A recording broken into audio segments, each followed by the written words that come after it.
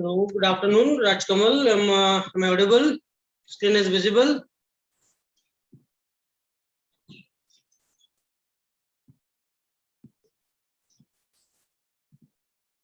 Okay.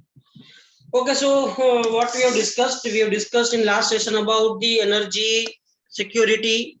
What is the security purposes related to the energies? What kind of resources? And what are the factors? What are the facts related to the energy security? That all things we have discussed in our last session. So today we are going to discuss about the Energy Conservation Act 2001 and what is the features. Okay. So what is the Energy Conservation Act? So the Energy Conservation Act, this act contained various portions, or we can say the chapters here, with the background of high energy saving potentials and its benefit. The bridging the gap between demand and supply, reducing the environment emission through energy saving, and to effectively overcome the barrier. The government of India has enacted the Energy Conservation Act 2001.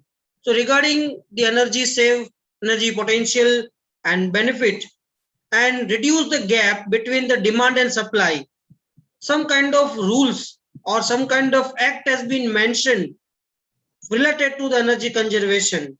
So that's what become the Energy Conservation Act 2001. So what are these features?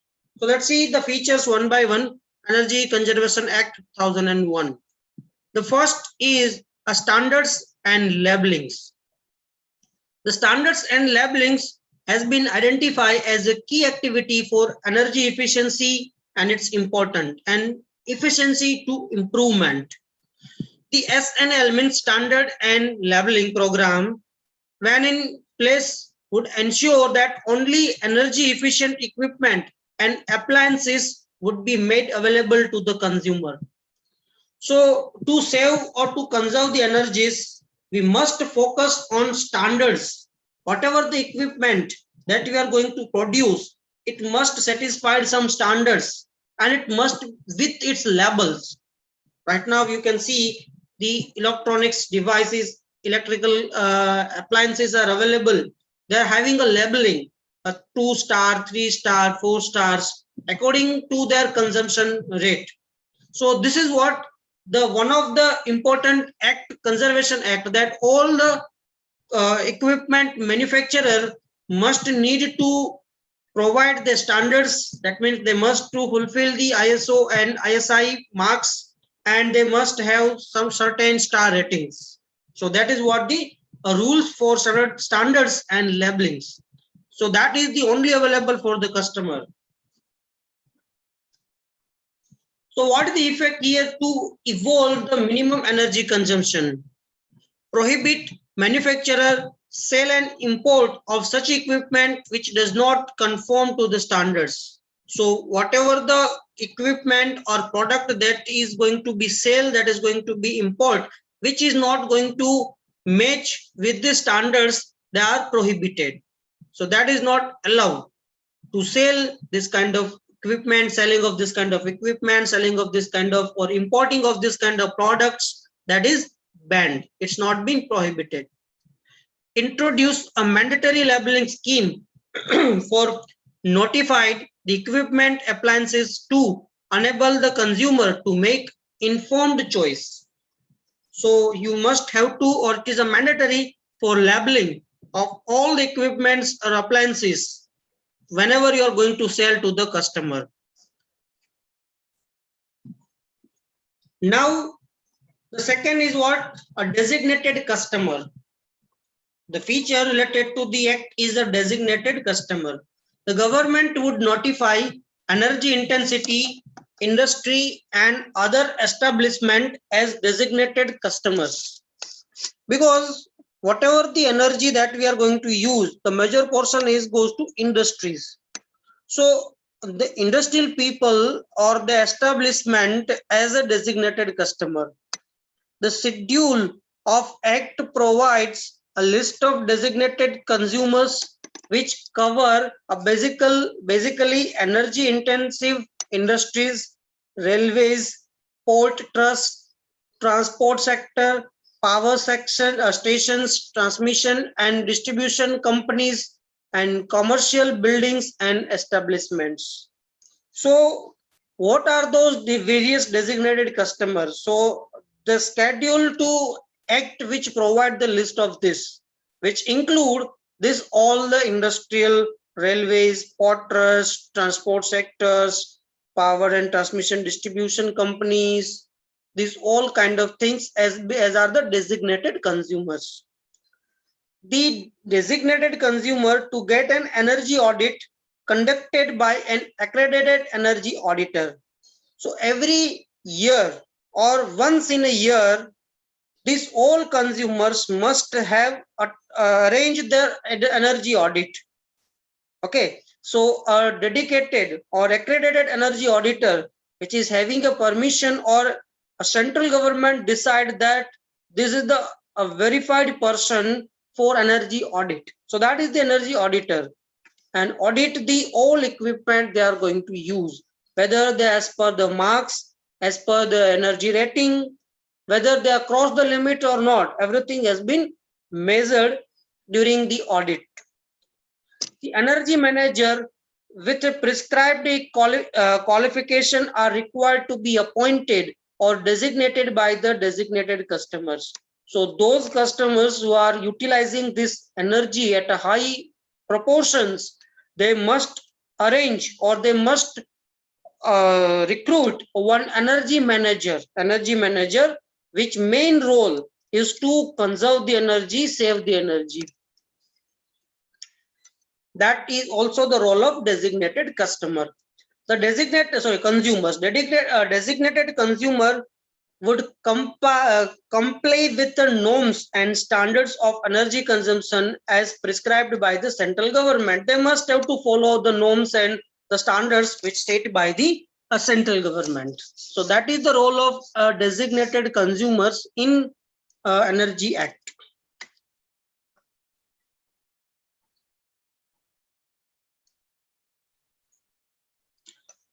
The next feature here is to certification of energy manager and accreditation of energy auditing firms. As we understand previously, what is the role of energy auditing or energy auditor as well as energy manager. So those person who is sorry, those person has been appointed as the energy manager, he must be well qualified with that particular certification which is available, which has been delivered with the central governments or central government bodies. So the professional qualified person can only be the energy managers and auditors with its expertise in a policy analysis, project management, financing and implementation of energy efficiency project would be developed through a certification and accreditation programs.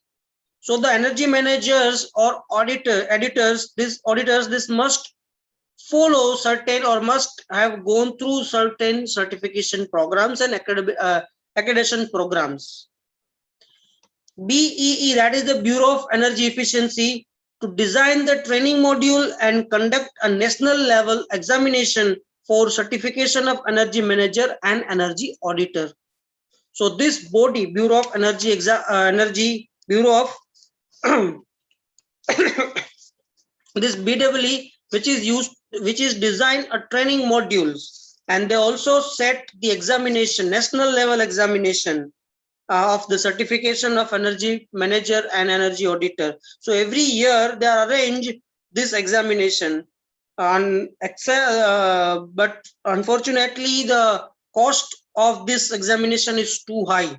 They are charge around 5,000 to 10,000 rupees for this examination. So it's a very costly examination. So only those persons who is really working on that area, they can appear for the examination.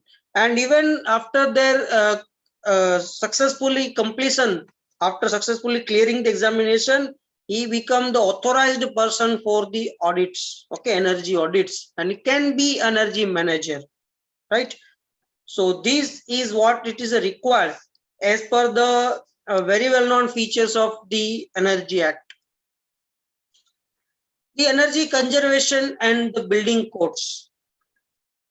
This would be notified to suit a local climate conditions or other compelling factors by respective state for commercial buildings erected after the rules relating to energy conservation building codes have been notified. So energy conservation building code must have been set. So for a conserve the energies, this kind of building structures, commercial building, or we can say some kind of government bodies, government buildings, there must, as per the codes, as per the designated program, designated suggestions has been implemented. The energy audit of specific designated commercial building consumer would also be prescribed. So energy audit, when they are going for the audit, then the auditor must have been considered this aspect of commercial buildings from the consumer side. Okay, so those consumers, they must fulfill the requirement of their commercial buildings, the structures, as per the building codes. So as an energy auditor, they must have to specify the commercial building also.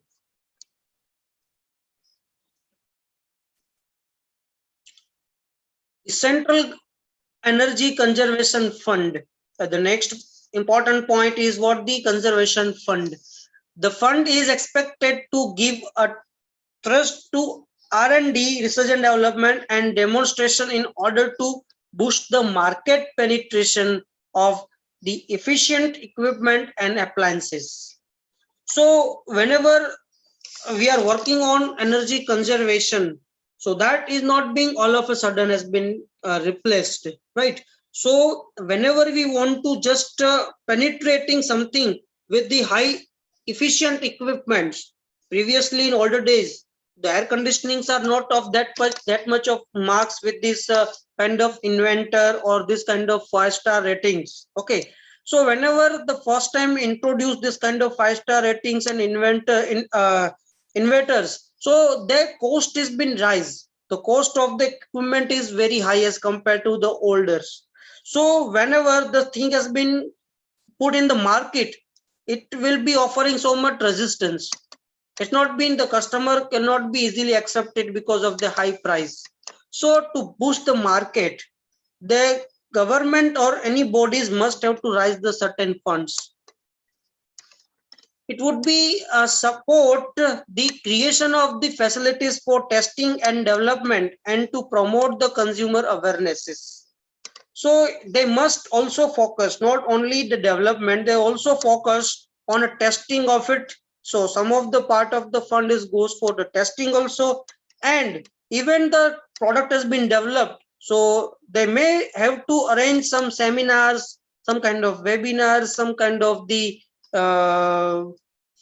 we can say promoting to the consumer side. They have to make the 3 days or 2 days workshops related to this, exhibitions related to this. So this all things is required to promoting the consumers awareness, so that the consumers can buy this kind of efficient equipment and overall we can conserve the energies.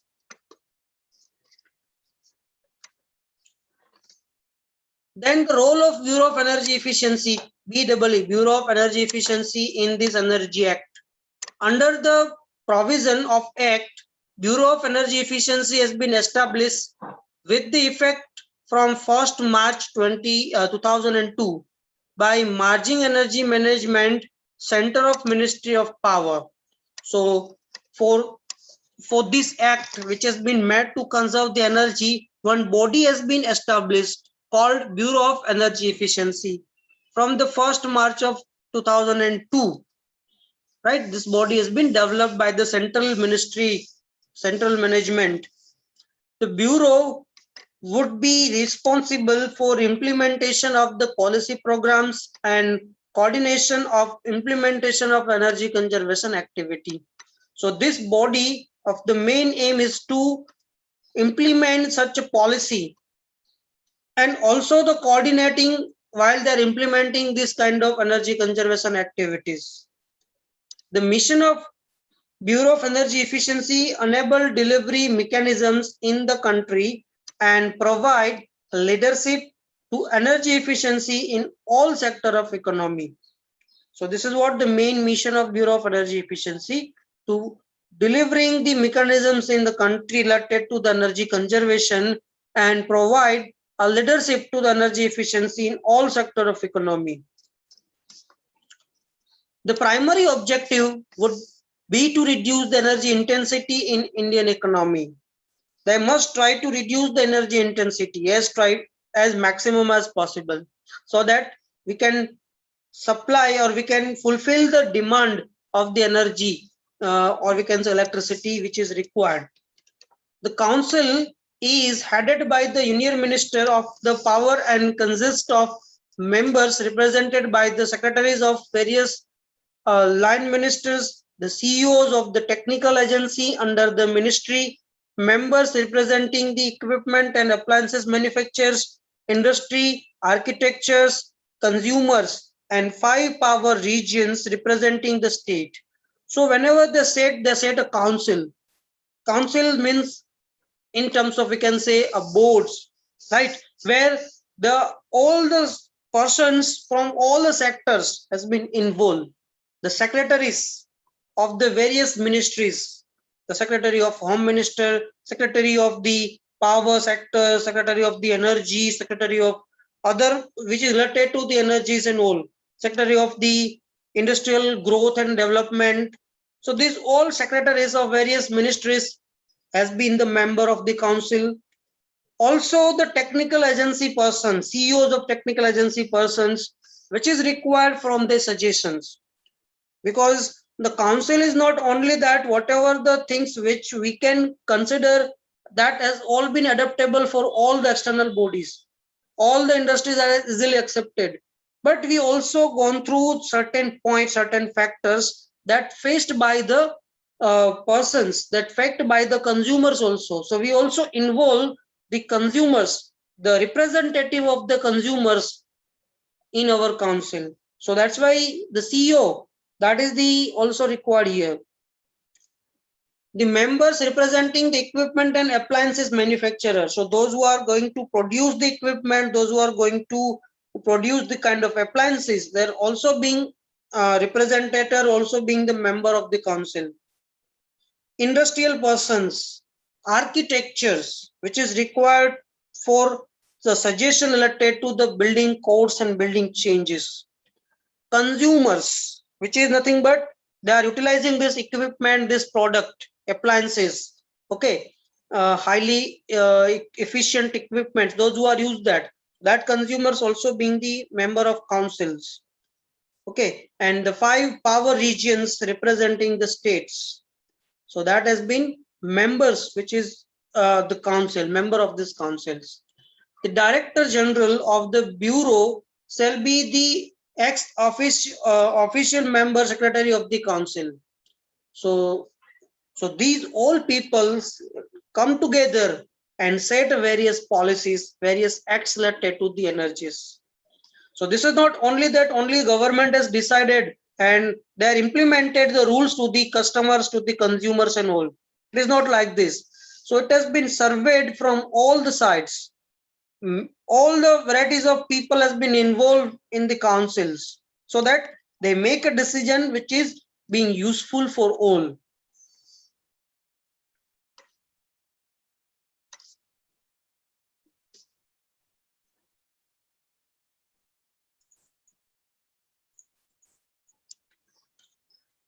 The Bureau of Energy Efficiency will be initially supported by the central government by way of grant through budget. It will, however, in a period of 5 to 7 years becomes the self-sufficient. So when it was established in year of 2002, then the proper total funding has been raised from the central government. The grant has been passed during the budget period. But within a 5 to 7 years, it's become the self-sufficient.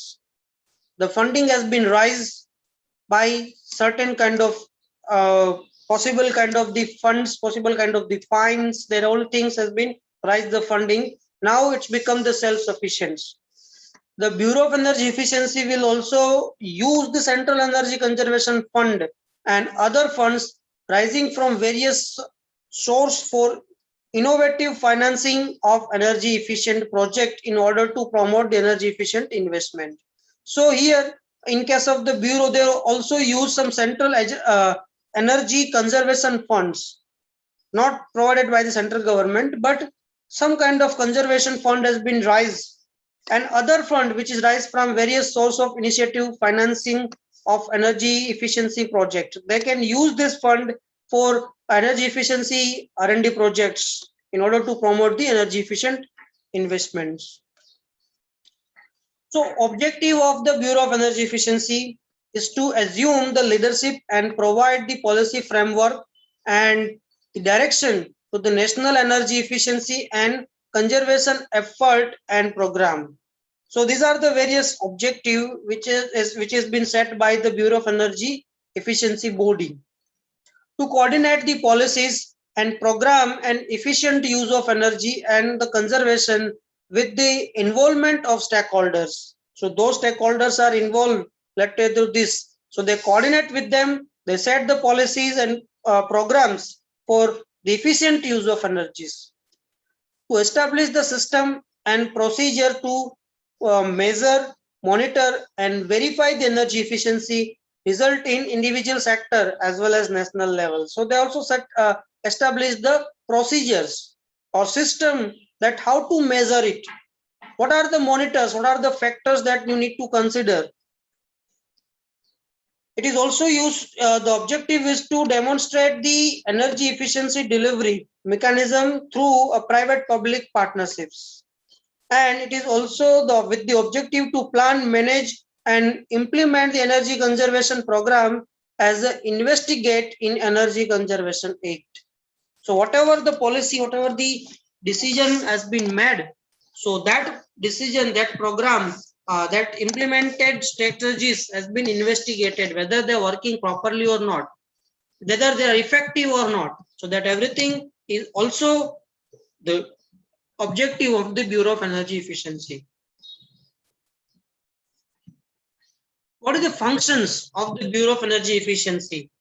The function of BEE can be classified as the regulatory function, being recommendatory body to the central government in implementing the previous of the Energy Conservation Act and a facilitation, market development and market transformation function, such as arrange and organize the training of the person and specialist in the technique for the efficient use of energy and its conservation. So they also arrange some kind of training sessions, some kind of workshops, some kind of the short-term courses related to the energy conservations.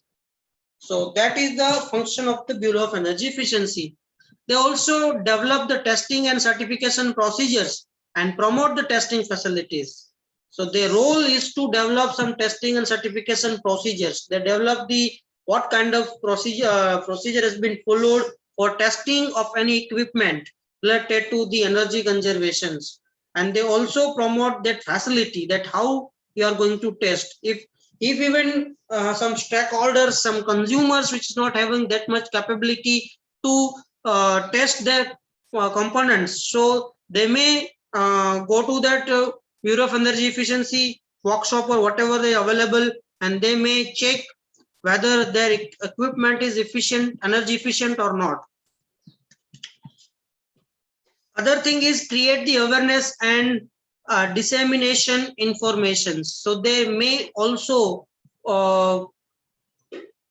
change or they arrange some kind of workshops, or you can say exhibitions related to this, or they may promote some kind of activities related to the which may raise the awareness among the people related to the energy conservations.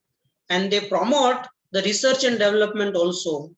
They also promote that equipment which is right now available, they try to make more and more efficient.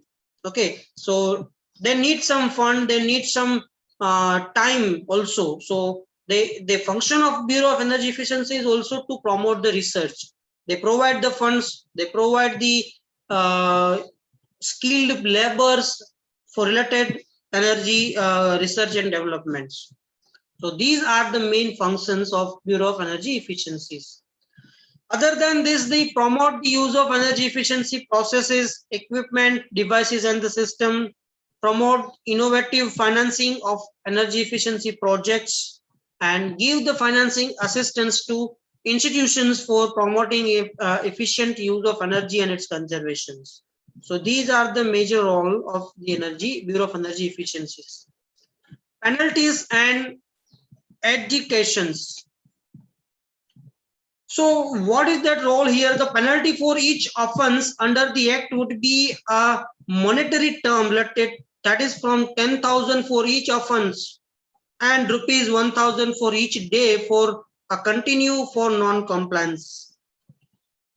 So whatever during the energy audit, if that any consumers violating the rule related to energy conservations, may their components are not that much efficient, or they may harmful for the environment, or they may consume the more power as per their dedicated remarks. So in that such a case, the penalty has been implemented on these consumer sides. So they may vary from 10,000 for each offense, or even they may have a rupees of 10 or 1,000 for each day. If they continue for non-compliances, if they're not resolve their queries, if they're not resolve their offenses, till they have to pay 1,000 of this. Initial phase of 5 years would be promotion and creating the infrastructure for implementation of Act. No penalties would be effective during this phase. So during the first 5 years, it is only being promoting that the consumers, the manufacturers, all are aware about this. So it is not like that in the 2002, the Bureau of Energy Efficiency is implemented and for the next day itself, they are charged the penalties. It is not like this because they have to give some time.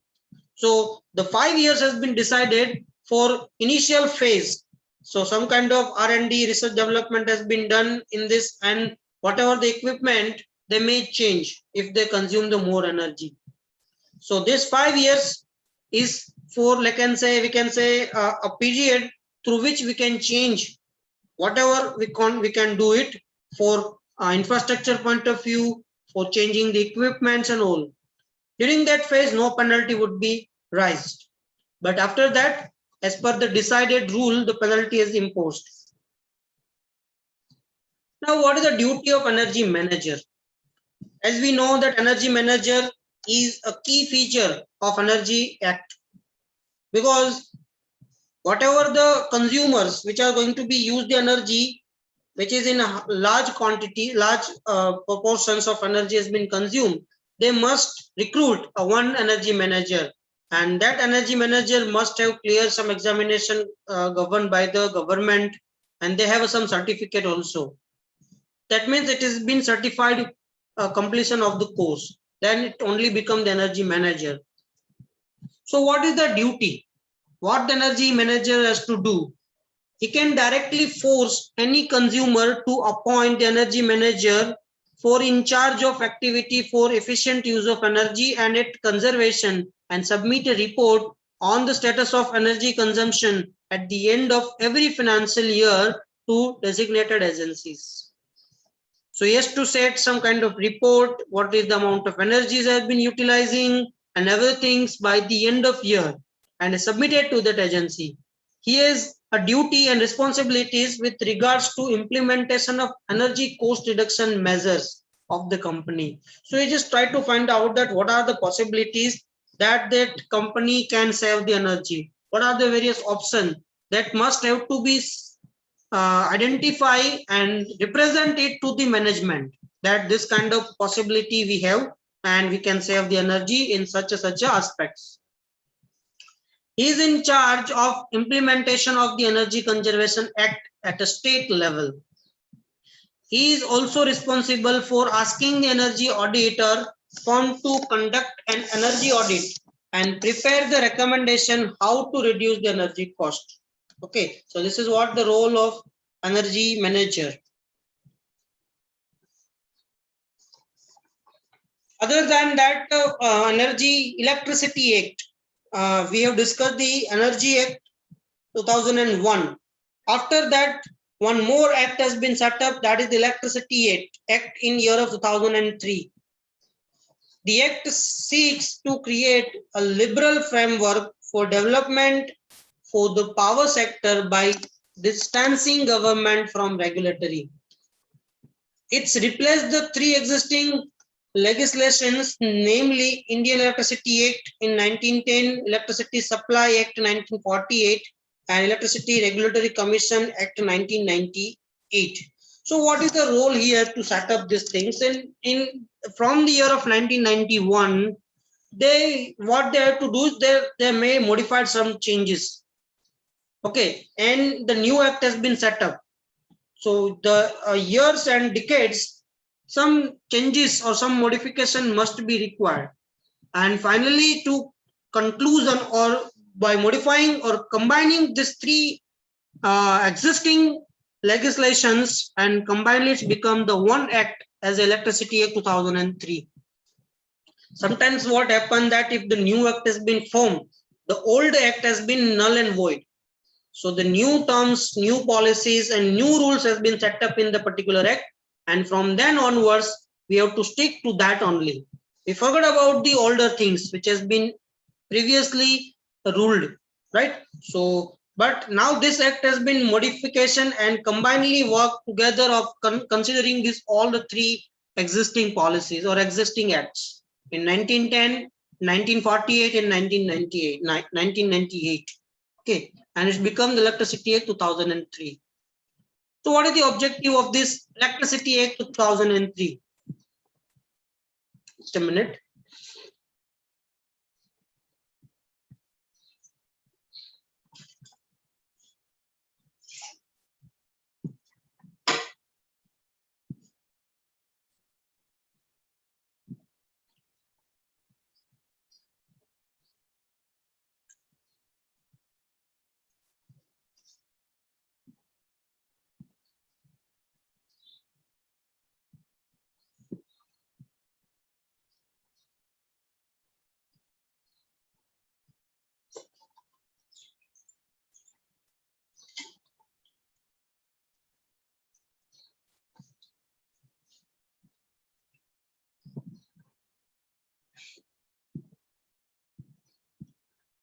Okay, so now let's go back to this objective of the Electricity Act 2003.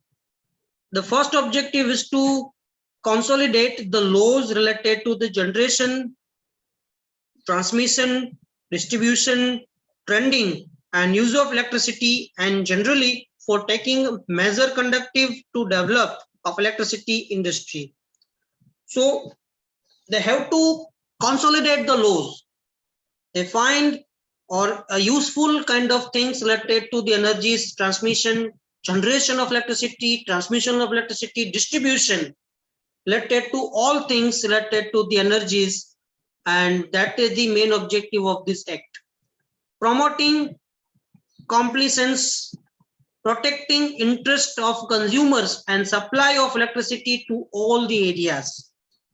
So this is what again the Act of 2003 has been set up for the customers and supply the electricity to all area. Not only the urban areas are have a full of electricity, while the rural areas are facing too much of problem electricity. It is not like this. It is a common for all, and they have to supply the human beings, or we can say the people of the rural areas, remote areas, have a rights to have the electricity, and it is a role of this act to supply the electricity also. The rationalization of electricity tariff. What is the cost of the unit in rural area, in urban area, as well as in commercial purpose, in domestic purpose, industrial purpose. So that tariff has been set up by this act. Ensuring the transparent policy regarding these subsidies. So what is the whatever the kind of subsidies has been decided and what the policy has been made, that must be a transparent, that every person or we can say all the stockholders have these rights to understand these policies. So it's a transparent things.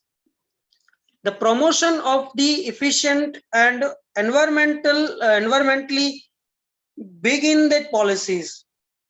So they're promoting or the promotion related to the efficient equipment, which is the environmental freely. That kind of policy has been set by the Energy Act 2003. The constitution of the Central Electricity Authority, regulatory commissions and establishment of the appellate tribunal and for matter connecting therewith. So this is all the major objective. Now some of the silent features of Electricity Act 2003. The first is the central government is to prepare a national electricity policy in consultation with the state governments. The thrust to complete the rural electrification and provide for the management of rural distribution by panchayat, cooperative societies, non-government organizations, franchisees and all. So as we discussed, the key objective is to supply the electricity in all the areas, all the rural areas. So we need to complete the electrification in rural areas also to provide with the better managements, and if they require, then they may involve the non-government organizations, some kind of franchises also. The provision for license, free generation and distribution in the rural areas also, to provide certain kind of license related to supply of energies related to in the rural areas. So that is the key features that can provided by this act. The generation being delicensed and captive generation being freely permitted. Hydro projects would, however, need a clearance from the central electricity authorities. So certain kind of license or delicense have rights by this Electricity Act also. Transmission utilities at the central as well as state level to be a government company with responsibility for planned and coordinated development of transmission networks. So these are the some silent feature. Other than this, trending distinct activity is being recognized with the safeguard of regulatory commission being authorized to fix ceilings on trading margins if necessary. Provision of recognition of the continuous of the SEBS under the section 131 and 172. So these all are the sections which has been given in Electricity Act 2003. All the sections has been predefined for the particular case. Metering of all electricity supply made mandatory. That means you need to put the meter for the consumers, that what amount of electricity is consumed. And appellate tribunal to hear the appeal against the decision of the CERS and SERS is related to the energy under the section of 111. Provision related to the theft of electricity made more stringent, or we have to become more strict.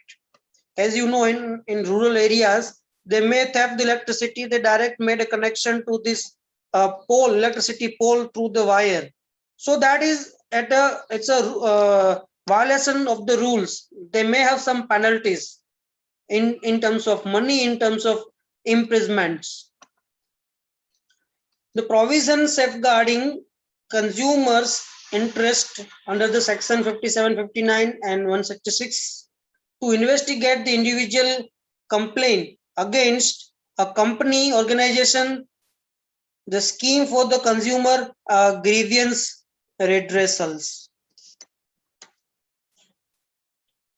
And this is what we have the energy silent features of the Act 2003. So there are a lot more things has been there related to the electricities. So it's actually the act and it's having so many sections. So all the things are very difficult to highlight here. So we just highlight basic features which are very important related to us, right? But in Electricity Act, they are considering a so small sections also, so that the none of the things has been unsatisfied. So we are only highlight some silent features which is important to understand this Act of 2003. So these are the basic Electricity Act features, right? So this is all about the energy and energy scenarios, Energy Act 2003, 2001, and energy intensity, energy, all the things we have discussed here, right? So with this, we are ending the chapter related to the first, and we're also considering the climate change, climate policies, greenhouse gases, effect of greenhouse gases and all. Now, the only one topic that remain here is the Kyoto protocols. So from next class, we have discussed the Kyoto protocols. Okay, and then we are going to wind up the sessions, and we are finishing our syllabus, right? So it's hardly take a 1 or 2 week to complete the syllabus. Probably the next week you have the examinations, right? So the next week we don't have the sessions. So within that week, after that we require 1 or 2 weeks. So we are going to finish the session probably early than your final term and date. We are going to finish the syllabus, right?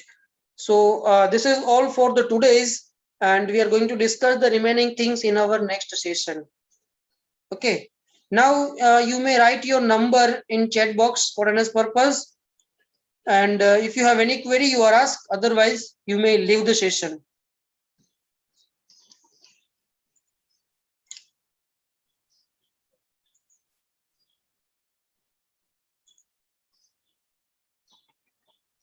Yes, okay. I will send that copy also. So, okay, why you require the numericals for the exam? Because numerical is not going to be asked in exam. It's a multiple choice question. Your mid to exam is of multiple choice question. So for that is not required, but still I will provide this all the examples and this PPTs and all. Okay.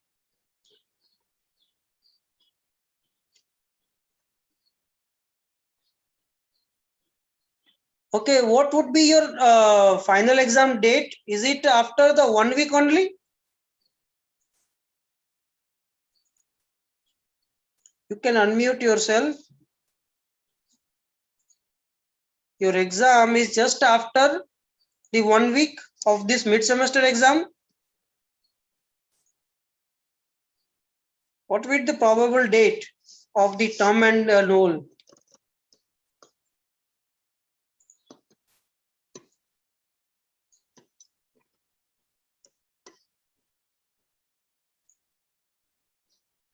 Okay, not an issue. Fine, I will provide this information to you regarding this study and all. Okay, now you may leave the session. From 28th, final exam.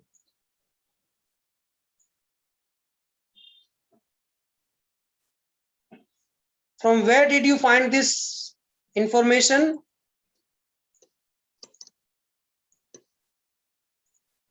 You can unmute yourself, just unmute. Sir, from Marwadi here. Application, it shows you the final exam. Yes, there is a section of upcoming exam. Okay, so 21 to 25, exam 2, and then Okay. final exam. First paper is ATIT, final exam. Okay, probably your term ending is around 7th of July. Okay. We'll see. Okay, I'll discuss with the head of department, and then because probably there is something wrong in this date. Okay. Because just after mid 1, mid 2, we cannot start your final examination. At least we should give 1 or 2 week of time. Okay. Probably maybe some mistake is there. We'll check it. Okay. Okay, sir. Okay. Now you may leave the session. We'll see you in the next class.